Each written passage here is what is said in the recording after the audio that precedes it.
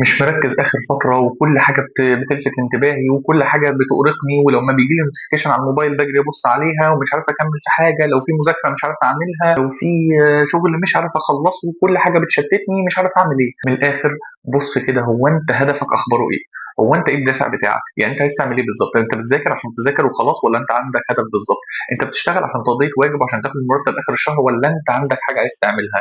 انت بتتشتت وبتتعب ومش عارف تركز في اللي انت بتعمله. اعرف انت بتعمله ليه. اكتر حاجه بتعرفنا ان احنا نشتغل وان احنا نشد في الشغل، ان انت تعرف اللي انت شغال معاه، او تعرف نفسك هو انا بعمل اللي انا بعمله ده ليه. لكن انت لو دايما السؤال المتكرر هو انا بذاكر الدراسات ليه، يعني ليه اعرف تاريخ محمد علي، فبيخليك مش عايز تذاكر. لكن لو انت عارف فعلا اللي انت بتذاكره ده، او اللي انت بتشتغله ده، او البطوله اللي انت داخلها دي، انت داخلها ليه؟ بتحب اللعبه دي ولا ما بتحبهاش؟ بتحب شغلك ولا لا؟ عايز تذاكر عشان هدف معين ولا لا؟ مش هتلاقي حاجه ابدا تشتتك. لكن لو انت مش عارف انت بتعمل اللي بتعمله ليه، كل حاجه في الدنيا هتشتتك.